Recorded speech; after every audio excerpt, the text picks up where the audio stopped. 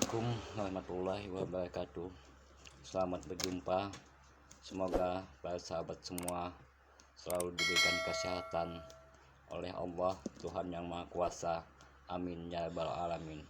Khususnya para pendukung Capres 02 Prabowo Gibran, semoga selalu semangat untuk memenangkan Capres 02 menjadi presiden di 2024 ini.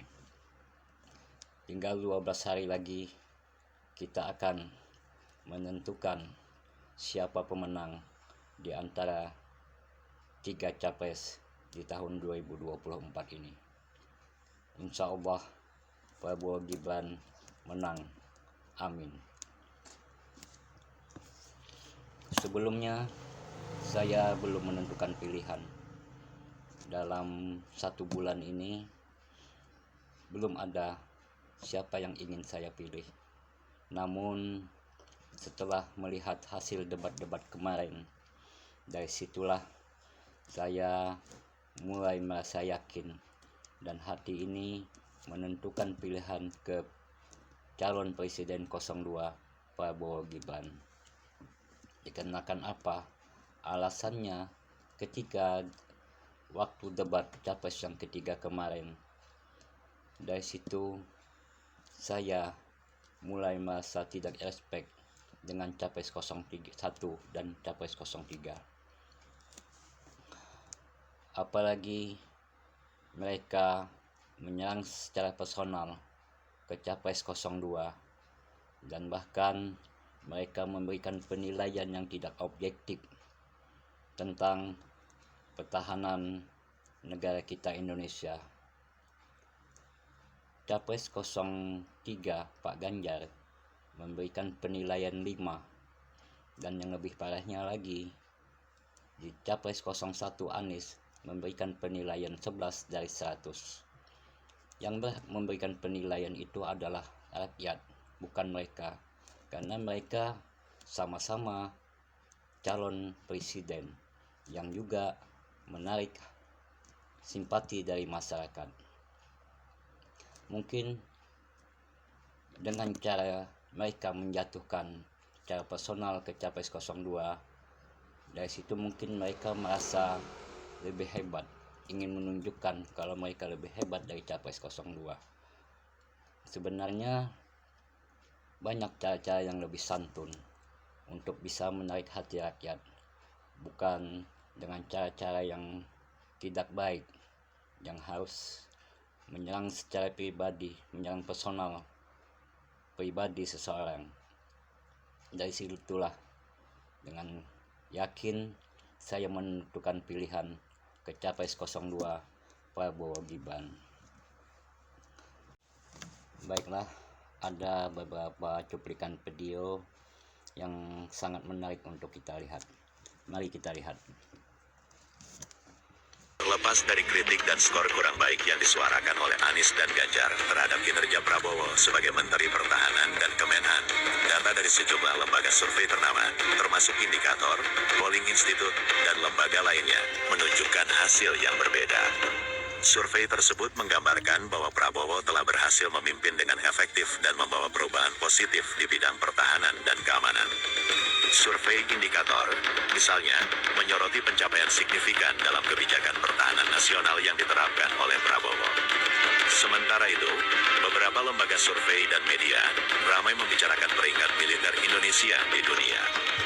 Dengan demikian, saat Anies dan Ganjar memberikan kritik dan skor buruk, fakta dari berbagai survei justru mengindikasikan keberhasilan Prabowo. Lantas, pertanyaan muncul, apakah sikap keduanya sejalan dengan aspirasi dan pandangan hati nurani rakyat yang tercermin melalui hasil survei tersebut? Dengan tingginya penilaian positif terhadap kinerja Prabowo, apakah kritik mereka menggambarkan pandangan mayoritas ataukah sebaliknya? Itulah videonya yang membuat saya heran, kenapa mereka malah memberikan penilaian 11 dengan 5. Sedangkan dari hasil survei, tingkat kepuasan masyarakat terhadap kinerja Menteri Pertahanan sangatlah tinggi. Dari peringkat militer kita juga mengalami kenaikan dari peringkat ke 16 naik menjadi peringkat ke 13 dunia. Tapi itu yang menilai mereka, tapi yang berhak menilai adalah rakyat. Kita lihat saja nanti di 14 Februari nanti. Dan ini ada lagi satu cuplikan video yang orang ini menyatakan kenapa Pak Prabowo itu selalu difitnah.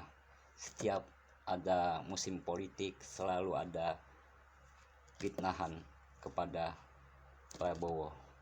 Baik, kita lihat lagi videonya. Ketika Prabowo mendukung penuh pasangan Jokowi Ahok dalam Pilgub DKI Jakarta tahun 2012, Prabowo difitnah melakukan kristenisasi, Prabowo difitnah antek Cina, Prabowo juga difitnah didanai pihak asing untuk mendukung Jokowi, Ahok, dan lain-lain. Nah, yang kedua, ketika Prabowo mendukung pasangan Anies Baswedan Sandiaga Uno dalam Pilgub DKI Jakarta tahun 2012, Prabowo itu juga difitnah radikal, antek Arab, dan lain-lain. 12 tahun kemudian barulah kita menyadari bahwa langkah Prabowo dengan mendukung seorang keturunan Tionghoa bernama Ahok dan langkah Prabowo mendukung seorang keturunan Arab yang bernama Anies Baswedan telah melahirkan kesadaran bahwa Arab, Cina adalah bagian dari 1340 suku bangsa yang ada di Indonesia. Bagi Prabowo tidak masalah dirinya difitnah antek Cina, antek Arab, difitnah radikal, difitnah Kristen.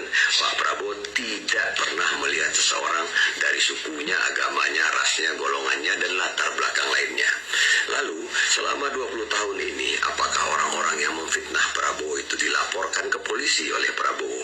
Tidak sama sekali. Tidak ada satupun yang dilaporkan dan mereka tetap ada sampai sekarang. Ya, Pak Prabowo mengatakan, saya tidak punya waktu untuk dendam, saya tidak punya energi untuk sakit hati. Ya, itu kata Pak Prabowo. Benar apa yang dikatakan di video ini. Setiap musim politik Prabowo selalu difitnah. Dari sinilah saya makin bersimpati dan makin merasa respect kepada Pak Prabowo yang mempunyai kesabaran dan keikhlasan walaupun difitnah, dihujat. Pak Prabowo sama sekali tidak merasa sakit hati ataupun balas menghujat atau menyerang orang yang telah menghujatnya. Dan ada video terakhir yang katanya seorang ustadz, tapi kalau dari pembicaraannya orang ini tidak pantas kalau dia bergelar ustadz. Dia mengatakan haram untuk memilih Prabowo. Mari kita lihat. Prabowo gagal total menjual nama Pak Jokowi. Ditanya tentang pelanggaran HAM di Papua, jawabannya, Pak Jokowi sudah 19 kali ke Papua. Hei, itu Pak Jokowi. Menteri Pertahanannya selama ini kemana? Prabowo ngapain saja? Ada menteri nyuruh presiden kayak gitu namanya. Selalu mengatakan, biarlah rakyat yang menilai. Hei, rakyat menilai Pak Jokowi itu pintar bekerja. Sedangkan Anda, apa hasilnya? Diberi tugas food estate, gagal total. Nanam singkong, gagal. Utang Kemenhan 385 triliun hanya menghasilkan pesawat bekas. Ini calon pemimpin seperti apa? Ini bahaya kalau menjadi presiden. Ya, sekarang yang Anda tawarkan itu apa? Joget-joget. Waduh, rakyat butuh pemimpin yang bisa bekerja. Bukan pemimpin yang cuma dompleng nama, tapi hasilnya nihil. Itulah cuplikan videonya yang katanya dia seorang ustadz. Seharusnya kalau dilihat dari cara omongannya, lebih baik dia lepas aja kopiahnya dan lepas embel-embelnya yang katanya sebagai seorang ustadz. Seharusnya tidak pantas kalau seorang ustadz dengan mudahnya mengatakan haram kalau memilih Capres 02. Tapi ya sudahlah, mau mereka ngomong apa tentang Capres 02, yang jelas kita semangat untuk memilih dan memenangkan Capres 02 Prabowo Gibran. Saya juga hanya sebagai masyarakat biasa, saya pastikan satu keluarga besar saya untuk memilih Capres 02 Prabowo Gibran. Assalamualaikum warahmatullahi wabarakatuh. Semangat Prabowo Gibran 02.